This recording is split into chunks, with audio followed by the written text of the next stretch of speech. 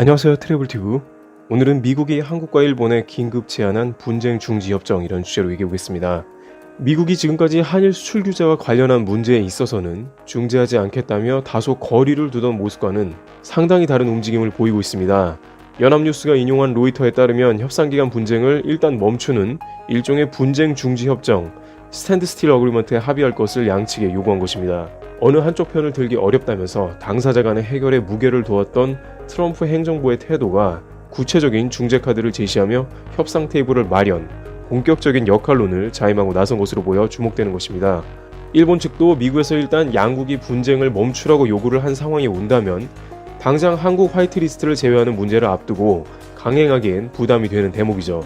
미국의 입장은 이렇습니다. 우선 양국이 분쟁을 중지하는 협정에 서명을 하고 멈추라는 것입니다.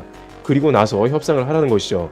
지금과 같이 우선 무언가 터뜨리고 나면 너무 늦는 형국이 되기 때문입니다. 미국은 그래서 자신들은 이 문제를 해결해 줄 수는 없지만 양자 간에 너무 과열된 양상을 좀 멈추고 우선 협상하는 길을 터주겠다는 역할을 하겠다는 움직임을 보이는 것입니다. 일종의 분쟁 중단 신사협정을 통해서 사태 악화를 방지하고 양측에게 판을 깔아줌으로써 외교적인 해결 공간을 마련해주는 역할로 나온 것입니다. 다소 양상은 달라도 현재 미중 무역 분쟁과 같이 바로 모든 것을 다 터뜨리기보다는 서서히 협상을 진행하며 만들어가는 형국으로도 변할 수 있다는 것입니다. 게다가 현재 한국은 지소미아를 연장하지 않는 방안도 검토 중인데 북한은 연일 단거리 미사일 발사체를 동해상으로 날려보내고 있습니다. 미국의 심기를 적지 않게 자극하는 단계로 가고 있는 것인데 이 원인 중에 하나가 한미일 공조가 흔들리는 게 아니냐는 의문도 제기된 것입니다. 러시아가 한국 영공을 침범해 미국 국방장관이 직접 불쾌함을 표시한 데다가 심지어 미국 국방대에서는 핵무기를 한국과 일본이 공유해야 동북아 안보가 보장되지 않겠냐는 핵무장 공유론에 관한 보고서를 내기도 했습니다. 한편 미국 6대 전자업계 연합에서는 아베 총리의 계획은 무모하다면서 미국의 경제적 손실을 토로하는 상황이죠.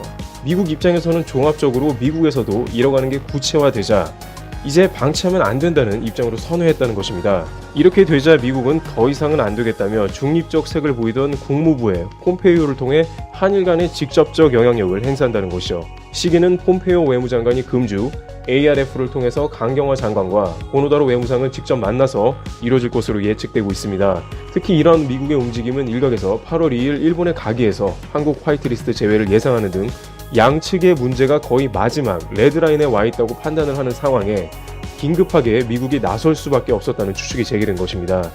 미국은 현재 한국의 지소미아 협정과 문재인 대통령의 8.15 광복절 경축 메시지도 예의주시하고 있다고 로이터는 보도하며 한층 더 양자 간의 문제에 신경을 곤두세우면서 이제는 거의 중재에 가까운 모습으로 개입할 수 있다는 의견이 다방면에서 제기되고 있습니다. 불과 한 달 사이에 한일 간에 벌어진 심각한 외교 상황이 미국으로 인해 잠시 협상의 시간으로 전환이 될지 귀추가 주목됩니다.